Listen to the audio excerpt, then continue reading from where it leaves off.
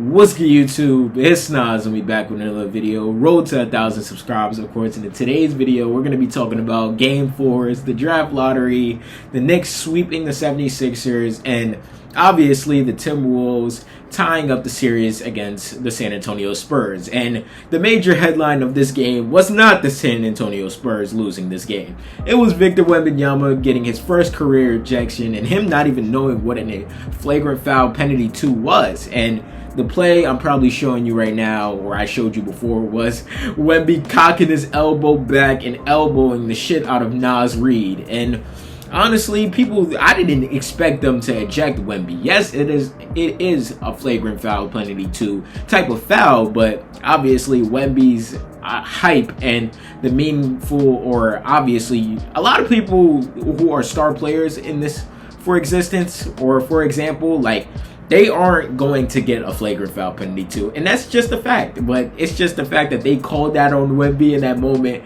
actually had me surprised. I'm like, damn, they rejected Wemby, really? And obviously the San Antonio Spurs looked like they were going to win this game without him and go up 3-1 against the Minnesota Timberwolves. And that didn't end up happening because Anthony Edwards completely took over. And Anthony Edwards finished with obviously a game which we all thought that needed to happen. 36 points, 6 rebounds, and 2 assists. Completely taking over in the fourth quarter, in which he had, 14 of their 18 points. So obviously that.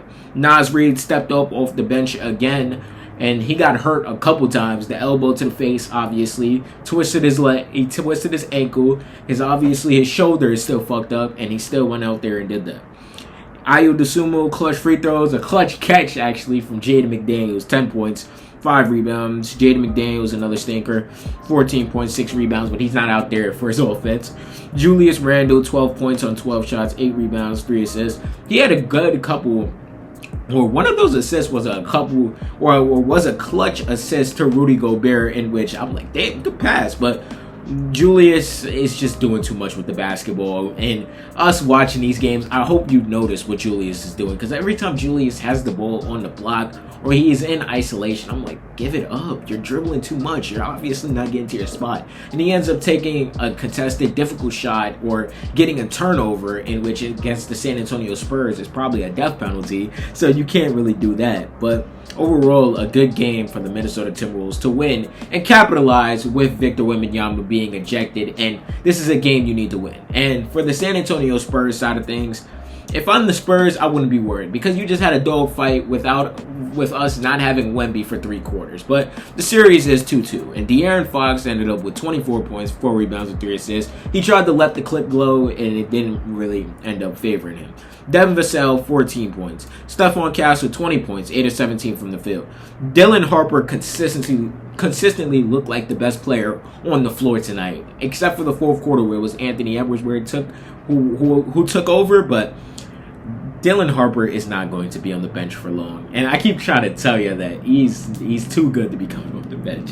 But he had 24 points, 7 rebounds, a clutch and 1 bucket, a clutch turnover from Ayo Dosunmu where he took the ball out of his hands, literally. So obviously, going back home to San Antonio, I do expect the Spurs to probably dominate. I'm not gonna lie. But if Wemby ends up being suspended, because I'm not gonna lie, that was like a Ron Artest elbow. What Ron Artest did to James Harden, if you know ball, you know what elbow I'm talking about. But when you look at obviously the San Antonio Spurs, we don't see Wemby as a dirty player, so I doubt that he will be suspended for Game 5, and I wouldn't really want him to, because it didn't look inverted at all. Let me say that before I say anything, because that replay looks horrendous. Wemby saw Nas coming and he threw that elbow, so you can't really say too much about that. But next, talking about the New York Knicks sweeping the 76ers. And this is going to be pretty short and sweet, because that's what this game was to me. And the Knicks, from the opening tip, just put them away. And that was led by Deuce McBride in the first half, or the first quarter, actually. Deuce finished with 25 points, 4 rebounds. Just a great game from Deuce. Obviously, having to step up with OG Anunoby being out, them resting him probably because hamstrings are no joke. And if they would have to advance this series, them not even letting the 76ers get a game is huge, because the conference finals don't start till next week. And potentially, if the Pistons end up winning tomorrow, or today technically, because I'm posting this at 12 a.m., if they end up winning, that's a 2-2 series, and there's more rest for the New York Knicks. But Jalen Brunson, 22 points. Mikal Bridges, 12 points. Josh Hart, 17 points. Karl Anthony Towns, 17 and 10 assists. So, obviously, the Knicks running their offense through Cat is obviously working. It looks amazing.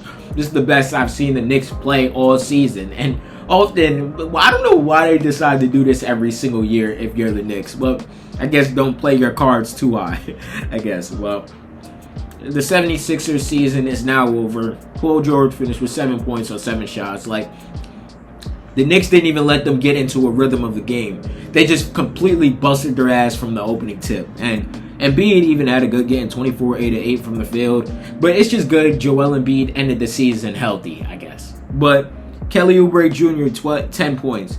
Tyrese Maxey, 17 points, 6-16. VJ Edgecombe, 8 points, 4-14. And now they go back to the drawing board, and we wonder what's next. But next, talking about the draft lottery, because we're not going to skip into a whole different portion. I do want to talk about this because the Pacers absolutely lost this. Pacers fans have to cope with this because a Tyrese Halliburton injury, torn Achilles, you knew you weren't going to compete for anything, so why not lose?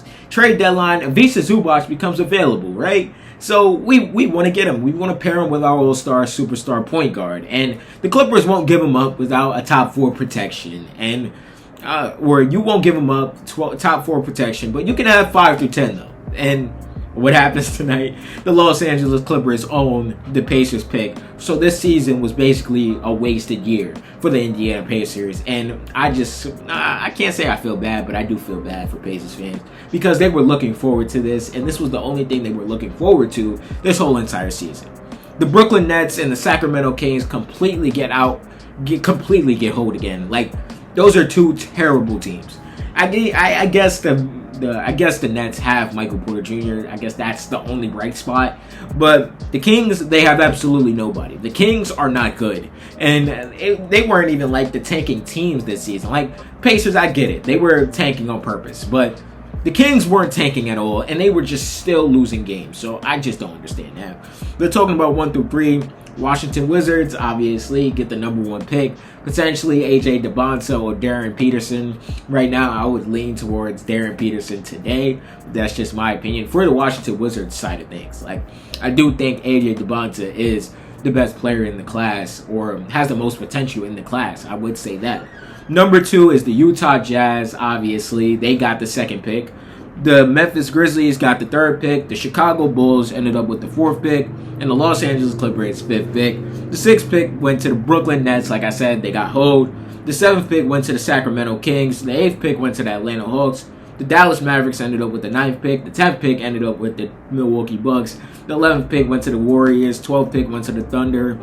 13th pick went to the Heat. And the 14th went to the Hornets. So, obviously, agree. The shitty teams won, I guess. None of the really outlier teams, except for the Bulls. I'm happy for Bulls fans. They could potentially get a top 4 pick in this loaded draft class. But y'all let me know how y'all felt about the draft lottery. And y'all let me know how y'all felt about these Game 4s tonight. Subscribe. What's good, y'all? If y'all made it to the end of the video, I hope you guys enjoyed this video. And there's a video right here. I'm pretty sure you're going to like it if you like this one. And the channel icon's right there if you want to just check out the channel in general. And yeah, leave a like too, because it really helps the algorithm push me out. And yeah, I appreciate y'all for watching this video nonetheless.